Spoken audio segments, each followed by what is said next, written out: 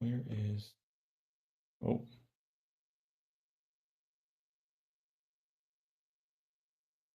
Should just be able to share this. Oops, that's the wrong one. yeah, I think that's it. Can you see like the slides below it and everything? What do you see? Just Yeah, you just yeah, you just see one slide, right? yeah. Okay, perfect. Now, here's the thing, and this will be a fun experiment when um, we see this after the fact, but I'm pretty confident we're live on YouTube right now. Yes, we are. Hey, So for thanks for those that walking us are through. tuning in on over on the good YouTubes, so here's what's going on. So we brought back Elevated. We're doing this live. If you want to register, join us live, so you can ask questions and all that. You can do so, and I'll put it in the description um, below here on YouTube. But moving forward, I highly recommend you do that. And now we know that when I hit the go live on YouTube button, it means go live on YouTube, Tim Beehler. Live. Go live. That's We are live. We are live. What's going on, dude? You excited or what? I am. You know what? I had a full morning of calls, and I talk about this all day, and I haven't gotten bored of it yet. So I'm ready to do it again. That's how you know that you're on to something is when like you can talk about it again and again. It never goes away and you're still excited Yes. about it.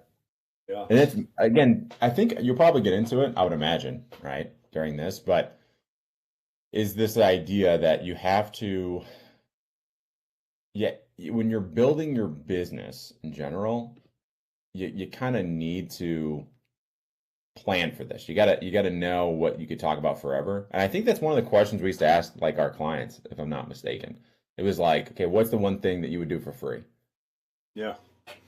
We're not gonna do it for free, but if you Right. had to, right? If you had to do it for free, what would that thing be? Yeah. And honestly, that's like such a big piece of what I'm talking about with personal branding is like finding that thing that you do anyway, naturally, normally. Like I always call it like the software that's going on in the background because you're doing it to some level as a human anyway. Now you can just monetize it. So it's the thing that you like doing that you naturally want to do, and now you just make money with it. By the way, for all the Yeah. YouTube G's out here, this what's going on with my shirt is what they call a poor refresh rate on a camera. All right, dude. I'm gonna hit the go live button. Uh, you know the drill. We're gonna go live. I'll introduce you, and we'll do the thing. Let's go live.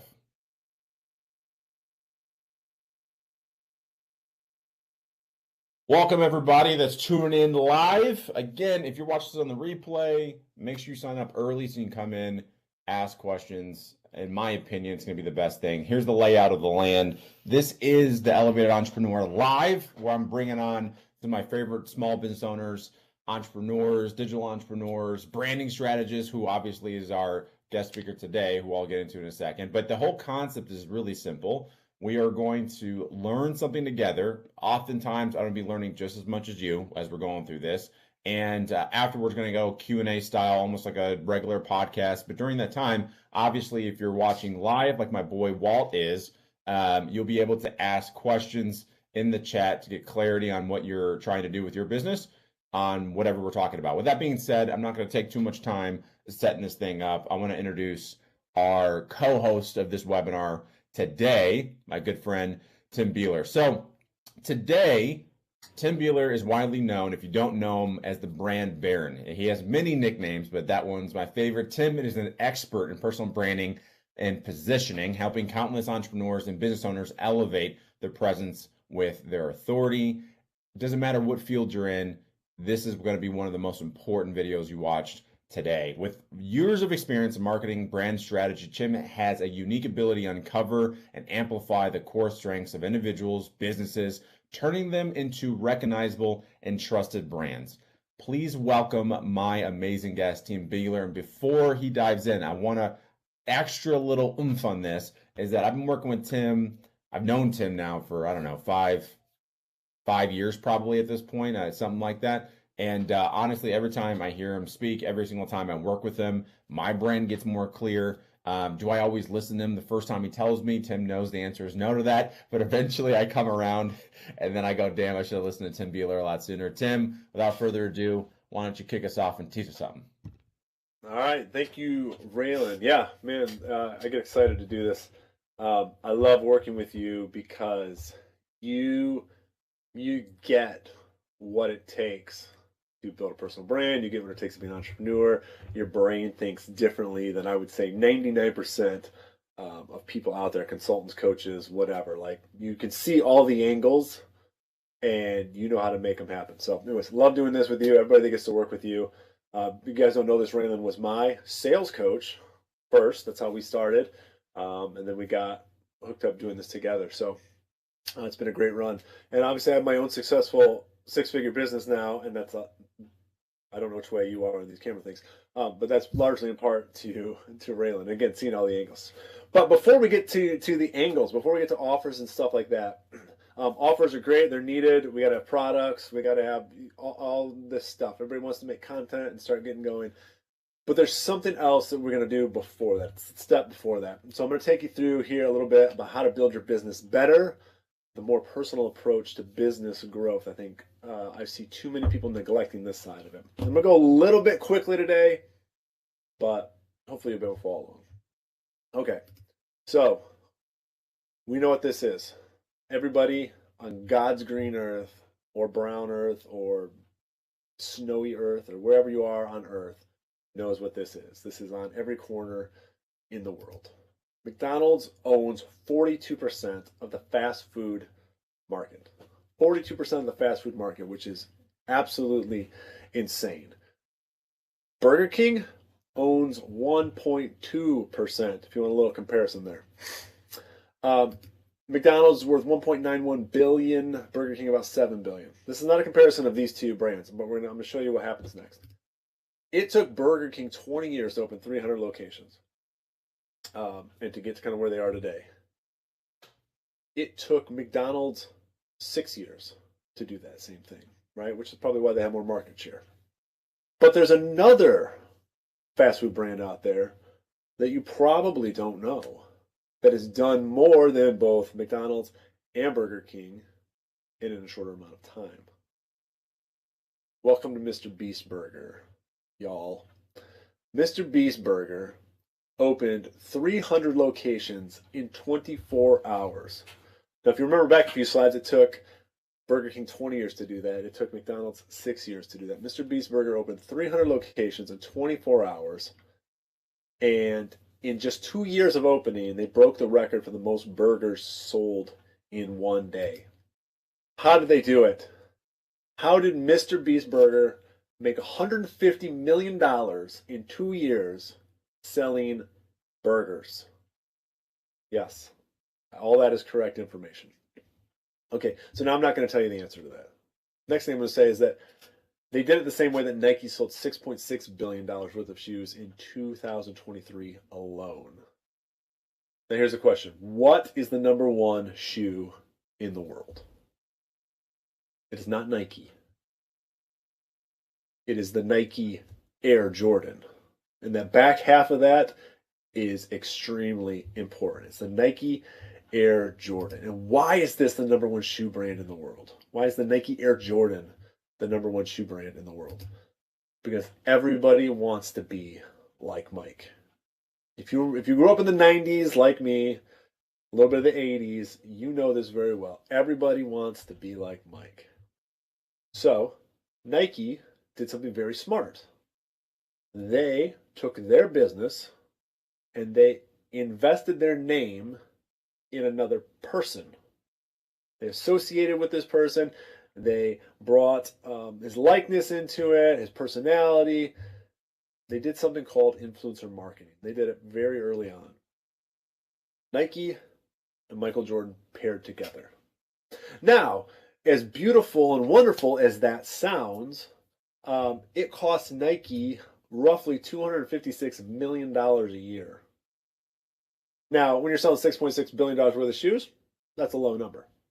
But they have to pay $256 million a year to borrow this personal brand, borrow this influencer to help them sell shoes. $256 million a year. Mr. Beast Burger spent $0 on influencer marketing and accomplished what they accomplished. How did they do it? Well, they did something very unique. You see, the man is the brand. Jimmy Donaldson is the brand. He's the influencer and he is the business. He took what he created, influence and attention, and a persona, and he turned it into dollars. Lots and lots and lots of dollars. And the Mr. Beast Burger side of it, about $150 million. But he's got licensing, he's got ad fees, he's got all sorts of other businesses that have spawned out of him as the brand, him as the influencer. This is personal branding. This is where you as a person become known for something in such a way that people care, and because they care, they respond to the things that you do. In these cases, and what we're talking about here, building a better business, they respond to business offers. They buy stuff. They associate and identify with the things that are created, with the brand itself, with the ideology of it.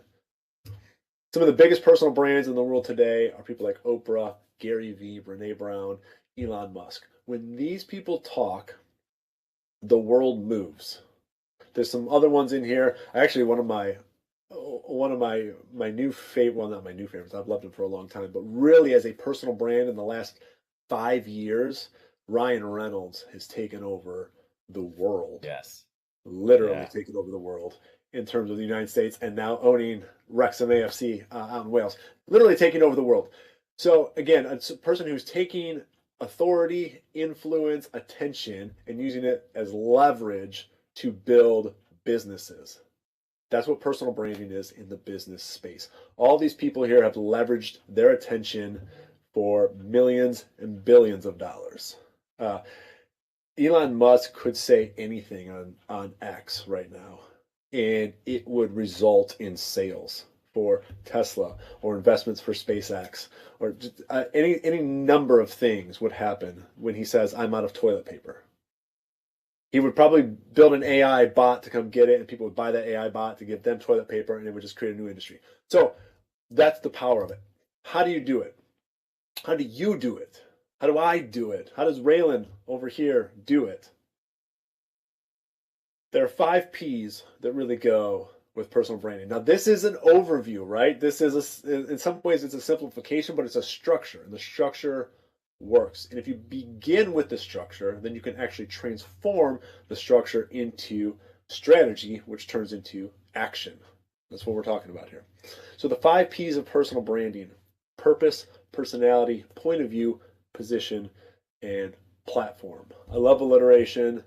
P's are always fun, and that's what we got here. So we're going to roll through these really quickly. Purpose. What do you do? Why do you do what you do? What makes you you? Generally, when I ask people what they do, they tell me what their business is, their job is, right? I'm a consultant. I'm a banker. I'm a car salesman. I'm a coach. I'm whatever I am, right? But I'm not talking about that at the purpose level, because purpose is so much deeper than the thing you're doing right now. And that's why we get to these questions like, why do you do what you do? What makes you you? I always say your purpose is the piece that's running in the background. It happens in every conversation, in every interaction in your life, whether you're talking to a friend, a colleague, family member, doesn't matter. It's happening. So I'm gonna give you a quick example. For me, it is, my purpose is to help people find opportunities to succeed. Like, that is happening in the background of every conversation I have. If somebody tells me, or if my kid tells me that they're trying to build something for class, I'm like, oh, have we thought about this? Have we tried this? Have we got this? Like, what are we going to do here? I'm looking for ways to do it. If I talk to a client or a potential client, they say, well, I'm trying to create a new revenue stream because I've got all this one-on-one work. I'm like, oh, let me tell me about what you like to do, what you do. Okay, good. Have you heard about this avenue or that, or have you tried this affiliation? Or like, that's what's happening in the background. That is my purpose. It's to help people find opportunities to succeed. It doesn't matter if I'm a coach, a consultant, or a janitor. I'm going to be doing that, and I can do that in any of those things. So it doesn't matter what you do per se.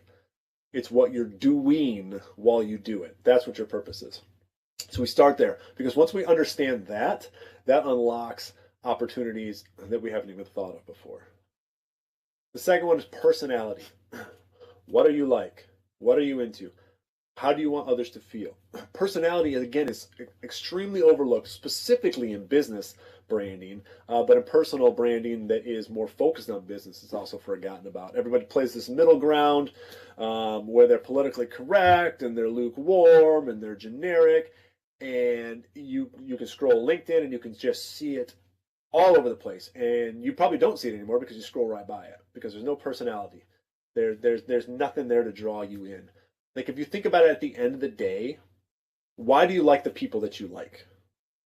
You probably enjoy being around them to some degree, right? They probably have a personality that draws you in. They're probably interesting. You probably vibe in some way, shape, or form. It's the same with your branding. If you're not pouring your personality into it, you might as well be a chatbot with a very, very poor prompt, right? It's just going to be generic information. Nobody's going to care. Nobody's going to feel like you get them. Nobody's going to feel like you are for them.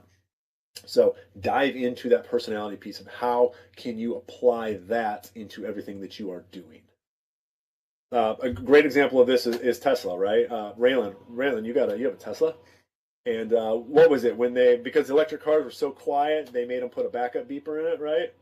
And so what did Elon Musk do with his personality? Fingered the system. The fart noise one? He made the fart noise, right? He put a fart noise as an option for the backup beeper so he could finger the system, because that is his personality. You're not going to tell Elon Musk what to do. And if he's forced to do it, he's going to make sure he gets the last laugh. That's personality. People love that. And the fart noise is really enjoyable. So I still use it all the time. It's great. It's great. Point of view. What do you care about? What hills do you die on? What sets your view apart? So it's akin to personality, but it goes a step further. So now this is where your personality and your expertise really, really meet. Okay, so what are your takes on your industry? What are your takes on culture? What are your takes on your product or your service, or how you deliver these things?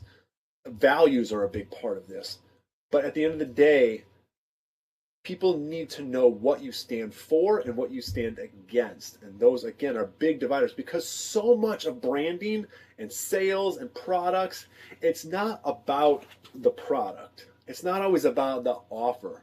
So many times it's about, I like this thing because I am aligned with the beliefs and the ideology behind this thing. We have that. People buy that first, and then later they justify those emotional responses with reason. When we have a point of view, it allows people to side with us, right? Donald Trump is probably, I mean, Elon Musk would be in here too, but Donald Trump is the poster boy right now for this, where he stands on a hill. He's extremely controversial. You have to be controversial, but that's one way to show a point of view. He stands on that hill. He dies on that hill. He makes people think, I align ideologically with you. I want that. I believe in that. I am for you. Okay? This is not a political endorsement of anything. Gotta throw that caveat in there these days. I'm not saying nothing. I'm just saying as an example. Position. All right, positioning. Super, super important. Kama Sutra for your business. This is how you want to be known. What you want to be known for, excuse me. This is what will make people think of you. This is why they should care, right? These are how you are setting yourself using point of view, using personality, using purpose. You are creating a position that people can associate you with, right? The position that you build out. I forget who said it, but they call it, like, essentially you're carving out mental real estate, so that when somebody thinks of a problem or an issue or a challenge, they think of you, right? Whether that's, I'm thirsty, so I think of Coca-Cola because I know that Coke, you know, it's great tasting and it makes me happy, right? That's what it's supposed to do. Or whether like I am an entrepreneur and I'm bucking the system and I need technology that helps me, so I'm going to buy Apple um, because Apple is for innovators and it's for people who are against the common trends, the status quo, all that stuff, right? So we begin to build out these positions um, about who we're for and what they will know us as. And that all comes from kind of those first three pieces there. Create your position. Position is the mental real estate. When people have that issue, struggle, that ideological connection, they think of you. That's super important. And I always tell people that there's really two levels of branding. The first level is that when someone's sitting across from you and they go, oh, there's Raylen. I know what Raylen is about, right? The second level of branding, this is where positioning really comes in, is when you're not sitting in the room with you and you go, oh, I have a challenge. Raylen is the solution. That's the second level of branding. When you've ingrained that into someone's brain, that comes from positioning. All right, the last P right here, platform. Where is your audience? Where can you make an impact? What kind of medium works for you? Hey, here's the reality. You don't have to be on every platform. You don't have to be on any platform, to be honest with you. I use platform kind of broadly, but like where, you know, whether you're doing live speaking, that's a platform that you have. You're doing a podcast. You're doing traditional social media. You have a newsletter. There's lots of different, quote, platforms. But where's your audience? What are they going to respond to? Where can you make an impact? One of my favorite ones is the Bare Naked Ladies. They were touring for a long time, great band, but at some point they realized that their audience was getting a little bit older, and their audience wanted them to have them have fun. And so what they found for a platform was cruises. Bare Naked Ladies started doing cruises and packing cruises out, right? Where they were the musical entertainment, they're fun guys. And so they found a place for a platform for their audience that made them a ton of money. They can make an impact there. It worked for them. So a platform can mean a lot of things.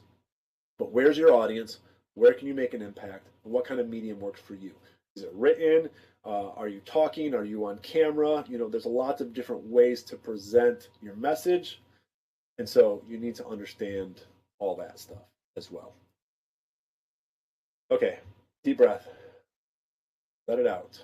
We just did it. You built an amazing personal brand. Congratulations.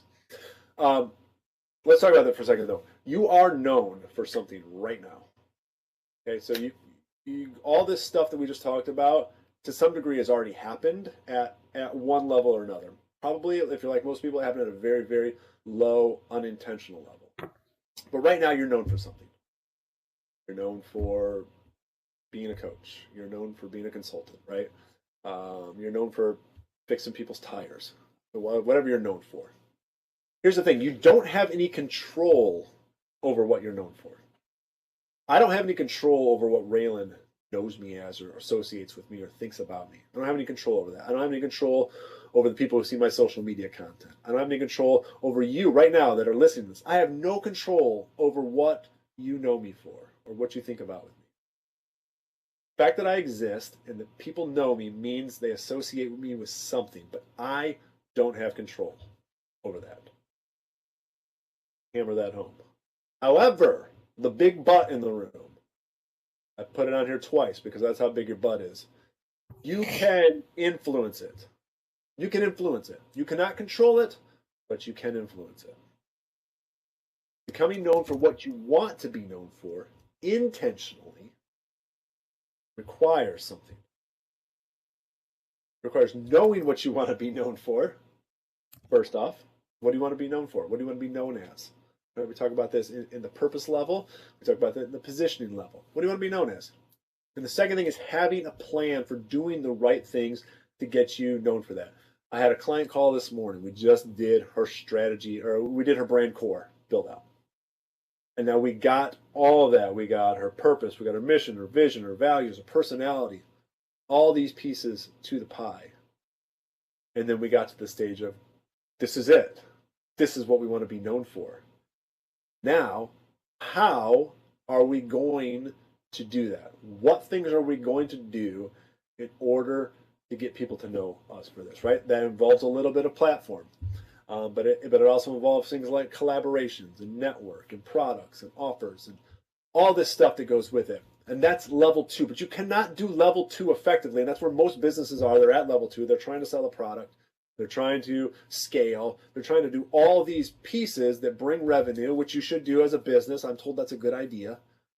But they're doing it without the first half of it, which is really, really understanding their brand, their positioning, their purpose, right? Their point of view, their personality, their platform that they should be on. They don't have that, so they're just doing everything or they're doing nothing, and it doesn't matter because neither of them are really bringing results. If you're a coach, consultant, you know this. You put a piece of content out on Instagram, Facebook, TikTok, YouTube, Threads, X, Pinterest, on your blog, in your newsletter, on your podcast. You did that all today. You got 4 people to look at. I'm not saying those 4 people might not buy. I'm not saying that at all. But what I'm saying is without the purpose and the plan, you cannot leverage your effort correctly. And so you end up spending time, money, effort on stuff that doesn't bring results. Brand strategy helps you become known for what you want to be known for, and it gives you a clear filter to do the things that are going to get you to where you want to get to.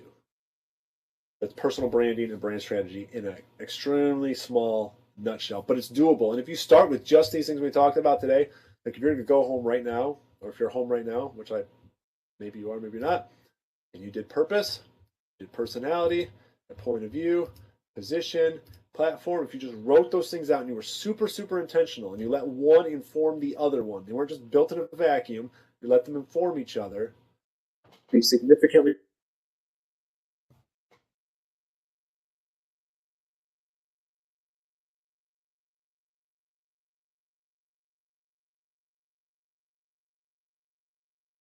Tim, it might be me, but your audio started cutting out at the end there. And I can't hear you again. No from me, dog. That's a no from me. While you figure that out, one of the things that, again, this is why I always kind of call on Tim. We're talking anything with brand positioning because obviously he knows how to break it down in a way that seems actually easy because there's so many like things on personal branding out there today. It's really easy to feel a bit overwhelmed, and you think personal branding is just you got to make 27,000 pieces of content on Instagram and you have a personal brand, which turns out is not entirely true. Tim, are we back with the audio yet? I think we are. Yes. We back? When did we lose me? Literally like just 5 seconds before I cut you off. Gotcha. Perfect. So I do have a question. We'll start with kind of the most basic ones, and we'll kind of go up in difficulty. Okay, kind of like Mortal Kombat. We used to fight, go up the tower of questions. Okay, the first one is: so what do you want to be known for? I've been with you when we do coaching with people together, and obviously watching you work. And to your point earlier, it's very difficult for me to do my work on the offer building and the sales strategy without them having a good position, right? And hence the reason why most of the time I just have you come do it with me. You can stop sharing your screen if you want. That way it's just us two. Yeah. And one of the things that stands out a lot is what do you want to be known for? It's a simple question, but it feels almost impossible coming from someone that's obviously gone through it with you and like been like trying to figure it out myself. So what are some tips you can give around the complexity of the simple question of what do you want to be known for? Yeah, I start with, I mean, a lot of people start at the like grandiose level of like, I want to be known as the single expert for whatever. But the problem with that is it's like when we do target audience work, right? You know, you've done this. If anybody's ever done any target audience work, it's really easy to idealize something, right? Like, well, this person does this and they make this much and they live in this place. And the problem is 99% of the time it's not true. You're just pulling out things that you know of, right? And you're building it, and that's why it never works. Well, it can be the same way with that. What do you want to be known for? Because for most people in most situations, they just say something that they've seen somebody else do. Very rarely does somebody come up with something unique just off of that question. So what I always tell people to do is to dive into themselves, right? This is brand therapy. Who am I? What do I normally do, right? This is a great question to ask friends, colleagues, family members that you trust. What am I always doing? What do you think about when you think of me? What do you come to me for? Like, what questions are people asking you already? What problems are they coming to you to help fix? Very quickly, you can start to understand, at very least, what you're currently known for. Mm-hmm. And you can decide, is that right? Is that me? What changes do I want to make? What really lights me up? What would I rather be known as for? And then the other thing is, don't be known as a role. Don't be known as a speaker or a coach or as a consultant. There's a billion of them. There's a billion of them. You can't win as the coach, right? Tony Robbins, he's a coach. Congratulations. Now you're up against Tony Robbins. So building out part of that is separating yourself, and it's becoming known for an outcome, right? A transformation, a solution, an experience, a feeling, something like that is significantly better than a coach or consultant. For me, it's Idea Machine, right? I built my first business on Idea Machine, but that's how my brain works. I want to help find opportunities for you to succeed. It takes ideation, innovation. That's kind of where I live. Idea Machine is on all my stuff, and so that's what I want to be known as. So on the same note, right, of being known as, you mentioned obviously this idea of competition, right? Like we want to be not in competition with anyone. And I heard this really great quote from this comedian. He was just on Two Bears, One Cave with Tom Segura, British fella. What is his name? Drawing a blank on it. Anyway, it'll come to me at a later point. The point is, he had this it's going to really bother me. He had this really great line though. He said the only way out of competition is through authenticity. Which then brings me to this like kind of this idea or this question really is where do you see authenticity fitting in when it comes to positioning? Because something really weird happened to me. I thought like when it comes to being authentic. On YouTube, I was making content for years. You kind of know the story. For those that don't, making content for years. It's only until three-ish, I don't know how long I've been making content on YouTube for 3 years, probably the last 9 months taking it seriously and like really trying to get better at it. And in those it's only until the last 3 months that I finally feel like myself on camera. It's taken me, which is weird, but it's taken me 3 years to be remotely authentic, and I'm still not quite it. And how I knew I was there was that I had a friend of mine who is not in the business. He's not an entrepreneur by any sense of the realm of possibility. He just reached out to me and was like, dude, I just watched your content. That was good. And that was you. Like, I felt like I was like, I get it. Yeah. So my point, that long drawn out story is there a way to make that process faster? Like, how can we get to the point where we're more authentic? What the hell does that even mean? And how does it relate to personal branding? Yeah. No, I mean, that's a great question. And authenticity, it has a number of benefits. One of the benefits is that it makes it easier, as you know, like for example, if you're creating content, when it's content that's authentic to you, authentic in terms of it's something that you care about, it's done in a style that's natural, right? I'm not saying you should just do it any way that's easy for you. We're talking about easy. We're talking about natural, that you have an inclination towards. When you do that, it's so much easier. It's not like, oh my God, I have to make content today. I have to figure out what I'm going to talk about. I got to do all this setup. Like it comes a lot more naturally, and you can see that definitely in your content right now. Like it's the second part of authenticity is the namesake. It feels authentic. It feels like I'm not being sold something. It feels like somebody who cares about something, is passionate about something, cares about an outcome as much as he does, whatever, a sale. That's what authenticity does for you. And so finding that, again, I think you find a lot of that when you're doing brand strategy, when you're doing personal branding, because if you're doing it well beyond like what most people consider personal branding is logo, color palette, font type, and they're like, okay, I've got a brand, and maybe they come up with like a tagline or something like that that sucks because they did it on like an AI generator, and they're like, I've got this brand, and they're like, now every day I have to live up to that thing, or I have to change myself to become that, because there's no personality, there's no point of view, and so it's robotic. Again, going back to being generic. But when you do the brand strategy work, like you realize Like, yeah, this is who I am. Like, my brand is built on irreverence. Like, I've cracked jokes throughout this thing. I talked about butts already at least once. Like that. It's built on the fact that I think we take ourselves too seriously. We don't have enough fun. I'm dry and sarcastic, and that's who I am. And so I put it into my content. My content has like little inappropriate jokes all over the place. Like if you read Mhm. through it, because I like that. That's who I am. Raylan, you swear all the time. Guess what? You do swear all the time. And so if you didn't swear while you were doing your content, and then somebody talked to you, they'd be like, "Well, who is this guy? Yeah. Like that doesn't Yeah. make any sense." And it's another part of like, you've heard the phrase "people buy you," right? I think Mhm. this was Simon Sinek's the really at least popularized. I don't know who said it, but people buy you. They don't buy what you do, right? And so when I have a therapist who I work with. I work primarily with therapists, and one told me that she had a new client, get on with her, and she was surprised, and she felt disappointed that it wasn't the same person that she met on social media, the person she met on social Oh. media, right? Through the content. Um, so authenticity, it makes deep connections with people. Again, people are buying you. They want to know who you are. It makes it easier for you to do it because it's very natural. But understanding who you are and the things that you do and looking for ways to incorporate that, I think it makes it faster and easier. That was a drawn Yeah. out answer. I think that like you asking people how they currently like what you're known for currently would help. The thing that Yeah, I realized as I was making content was I don't think I really knew like you don't ever look at yourself and go, is that authentic?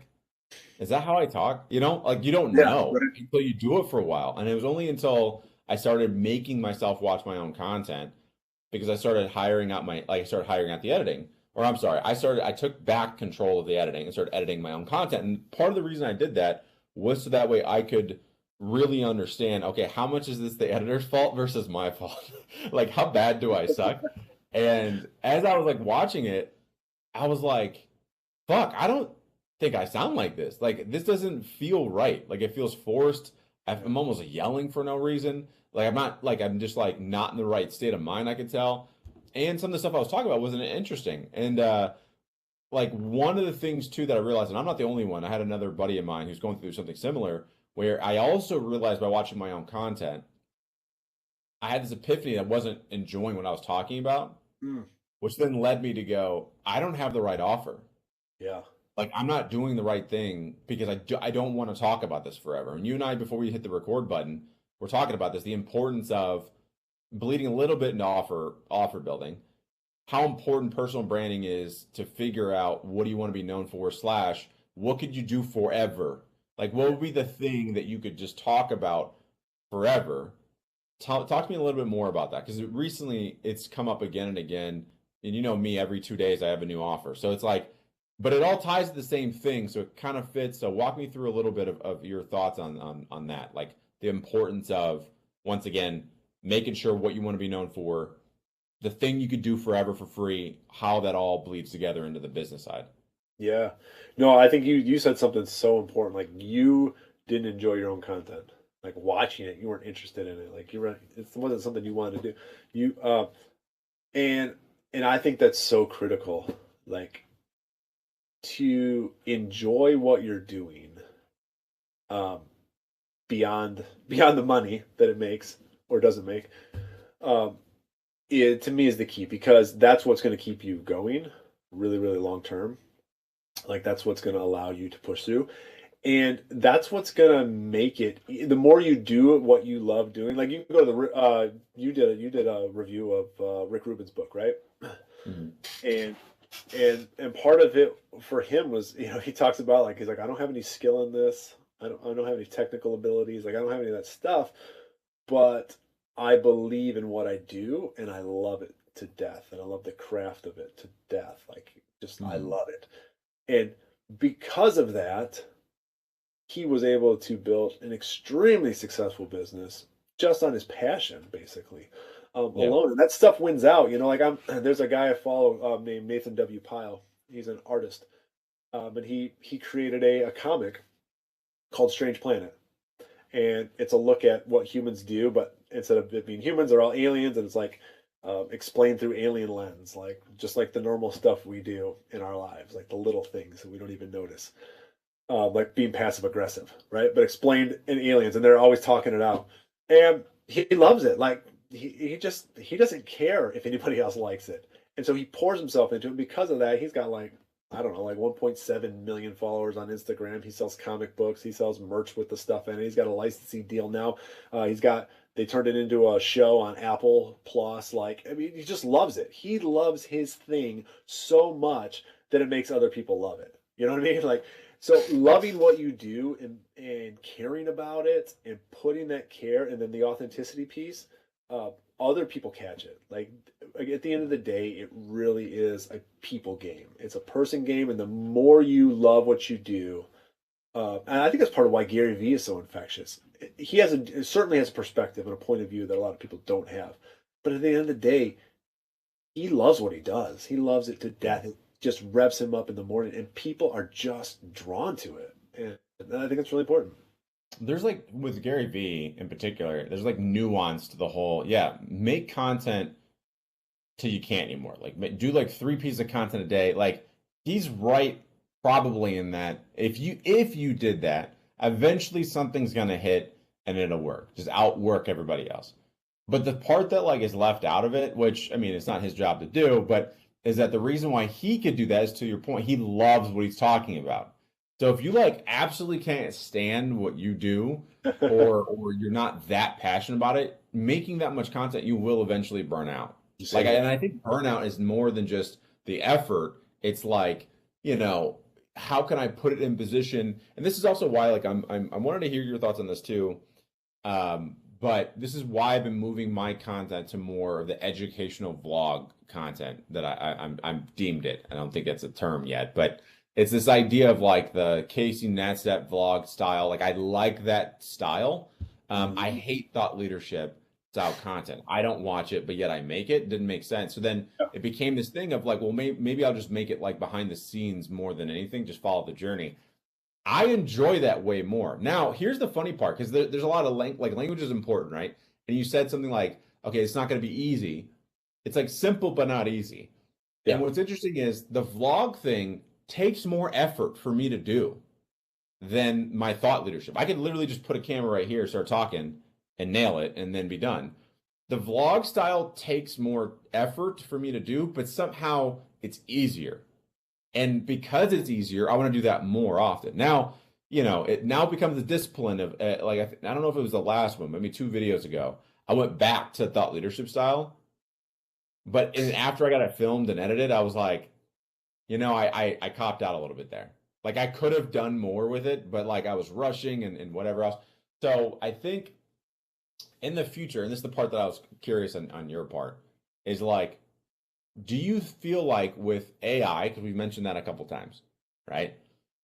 With AI coming out more and more, people are making like videos with it now.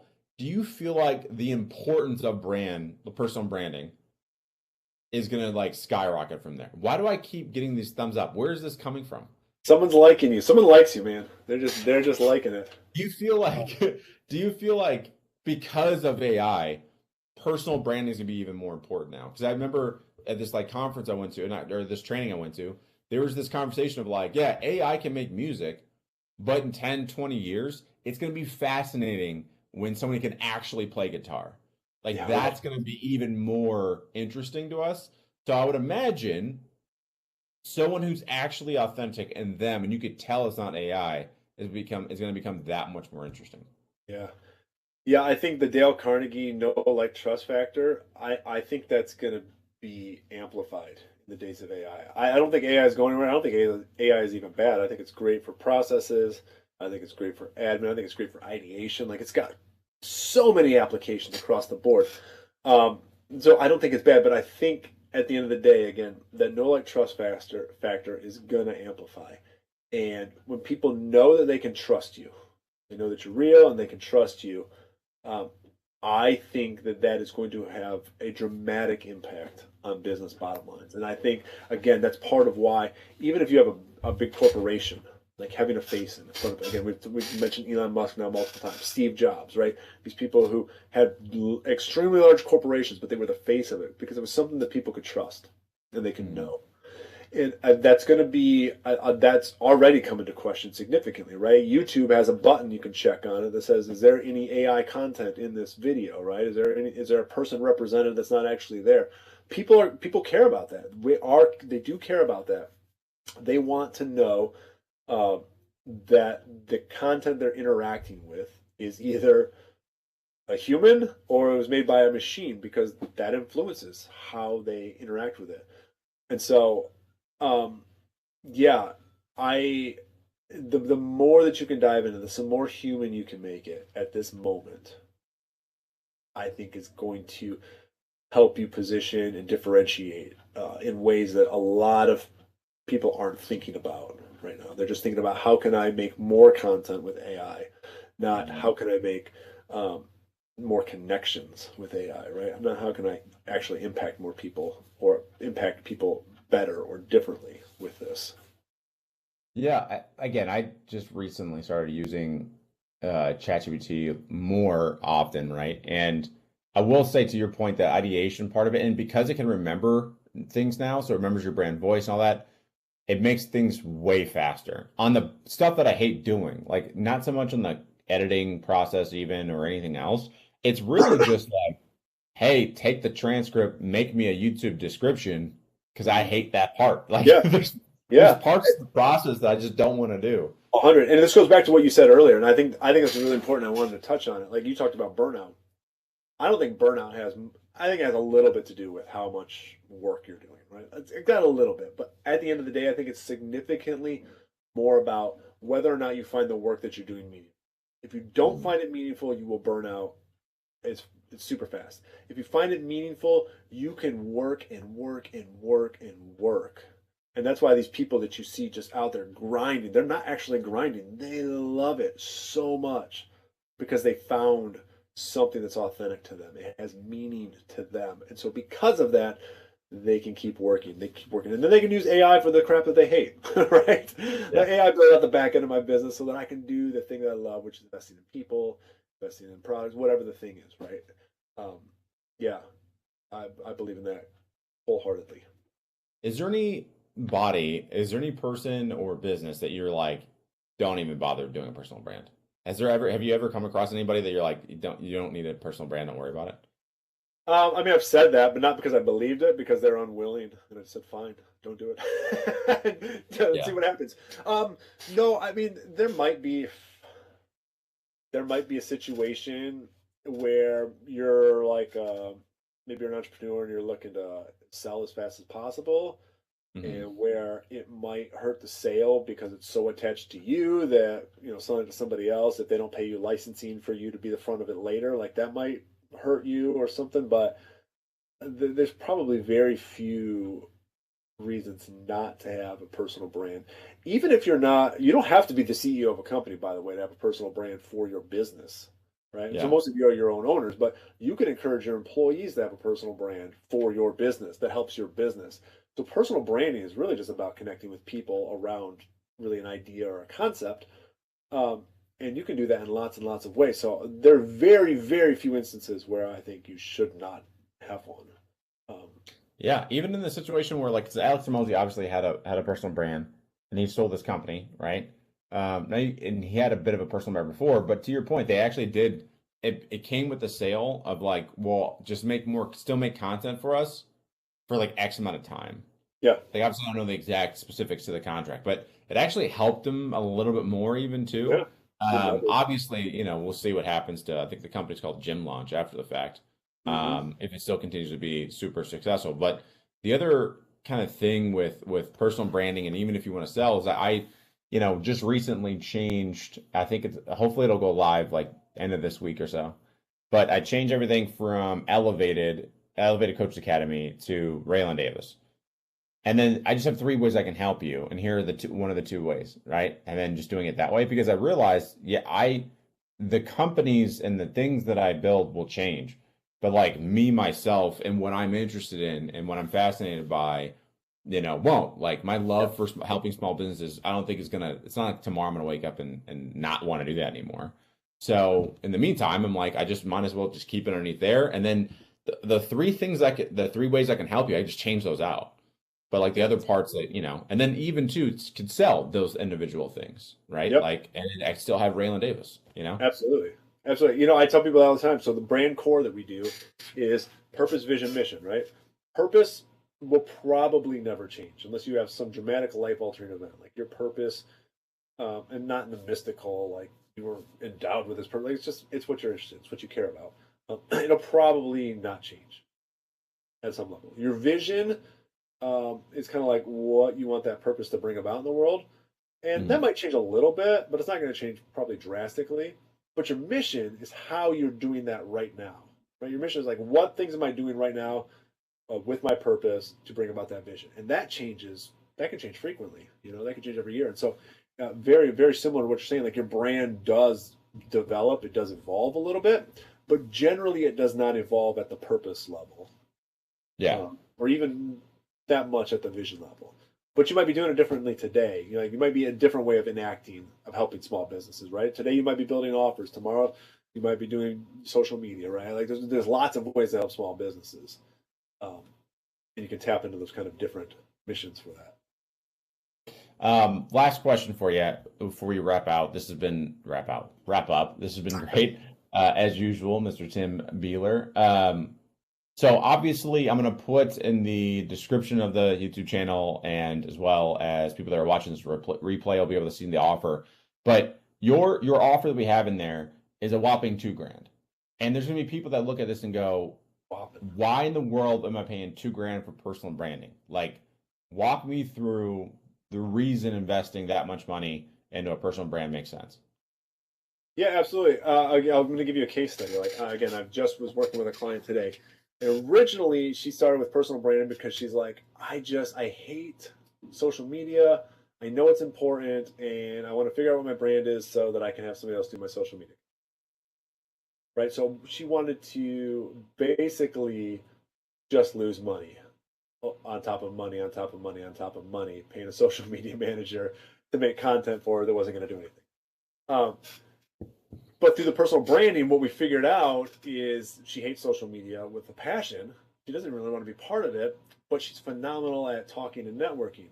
So instead of doing that, we figured out she should probably be doing a podcast. She should probably be doing a little bit of the method that Raylan talks about, called the Biz Dev Show, where she's being able to talk directly to potential clients through an interview style because it's really, really good for her. But what that opened up is, okay, now she can have a podcast. Now she can network directly through her podcast, which should get her not only sales, but the kind of sales that she wants and the opportunities that she's looking for. Now she can take that and she can monetize the podcast. She can monetize the YouTube. She can tie a newsletter to that, which can monetize through ad revenue. And then through all that, sure, we can make some ancillary content that goes out there, but it's more of like a business card on Instagram. But now that she can leverage all that kind of stuff to brand partnerships because she's got a really, really good niche. And once we build it up, her niche is so damn good that she could probably sell her podcast to a media company. And so what we did was we went from from her wanting to waste a ton of money on a social media manager to her discovering what lights her up, will work within the amount of time that she has to work with, which is not much as a clinical psychologist. And we figured out an avenue that she can monetize, that she loves to do anyways, and they can bring apart a bunch of really, really interesting opportunities.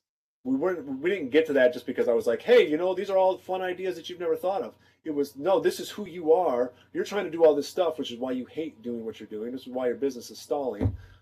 As we extract from you what you're interested in, your point of view, all these things, we were really able to niche down who she's talking to, what she's talking about, able to differentiate her, set her up as an only, right? The onlyness statement from Marty Neumeier. Set her up as an only and create a pathway for her to hit her goals, monetize, build authority, and become known for something. And so she will probably, in the first year of doing this, make 10 times back what she spent on me, just from really 2 things: clarity about who she is and what she actually wants now, and having that filter and that focus to stop doing all the other stuff that's taking away from that, right? And now she has a pathway to go and do it. And actually, she ended up hiring me to manage the pathway for her now. So now we've moved from the build out to the execution route. But anyways, that's what it's about. It's not about getting colors and type fonts and logos and this is what my brand is and my brand name and all that. It's about setting you up with something that you care about doing, with people you want to do it with, in a manner that you enjoy doing, so that you do it, that passion spills into it, and people begin to care. I think we all, at some point, if you've been online any period of time, have been through that, where you hire somebody, social media manager, thinking that that's the thing that's going to like blow up your business. And then you realize you hate it. And what I like about the price tag of $2,000, right, is not only is it going to ensure that the client, the person that's doing this, is going to take action on it, but it also makes sure that they understand that like this is not one of those quick fix situations. No, we're literally going to set you up for potentially the rest of your business career. Like This is a really big thing. And because I invested that $2,000, I'm actually going to execute and listen to you. Because one of the things that's going to inevitably come up, like we have somebody here that's watching live, our good friend Walt, and we were working with him. And one of the things that came up was, hey, are we even sure we want to do this low ticket membership? Like it's something that he's been working on for a long time. And sometimes as we talk about the brand, it kind of alludes to, I don't know if this is the right offer. Yeah. And you have to have some skin in the game to go, you know what, I think maybe you're right. Which then could lead to the other things. Like one of the other things that's like really interesting, not to go off on like individual people's tangents, right? But more and more that Walt shows up, the person we're talking about shows up over on YouTube, right? And he's doing these lives because like it just came out that like you're a musician, man. Like let's just play live. Be like that guy in the corner of the street playing with a hat on the floor. What may end up happening, and by may I mean it will, if he enjoys it, and that's the hard part, right? We have to make sure he enjoys it, and that's something he wants to do. But if he does enjoy it, and he does it long enough, eventually he'll get monetized, and then he'll just have a membership within the YouTube channel. And then there is no management of the, hey, I have to get you to give me this $10. No, it's all through YouTube. And then you just put the live lessons, or put the lessons rather, over on YouTube for a couple weeks, members only, put it over to public, right? Now we're generating leads while we're getting paid from YouTube. So like there's so many different ways, especially working with you. It's always been fun because you and I are both unknowingly visionaries and we come up with ideas all the time. But it's always fun because there's so many different routes or ways to get to the route in which we want to go, right? Yeah. It doesn't have to be just, I saw so-and-so doing a membership, or I saw so-and-so, doing Instagram posts every day, so I guess I got to do that. Yep. No, it's also okay to just say, that's not my thing. I'm going to do podcast like your one client. So anyway, this was fun. That's the key. Hold on. I got to hit on that because that's the key. Most people don't understand their business. And I don't mean that as a slam at all. Like they're just doing what they've known about or they've seen other people doing, but they don't understand all the potential opportunity from that thing. And that really, really comes, again, by diving into the core, figuring out what's there, and then looking for opportunities for those things, as opposed to looking for, how do I make money as a guy? I gotta do lessons, right? Because that's what you do. No, there's so many other ways to do that. So, yes, good work. Yeah, awesome, man. Thank you, Tim Beehler, the great and powerful. If you guys are still watching, go ahead and hit Tim up on all things that are social media. Bug him, tell him to fix your brand, pay him his money. It's worth every penny. Trust me. I know from experience. Thank you, Tim, as always. And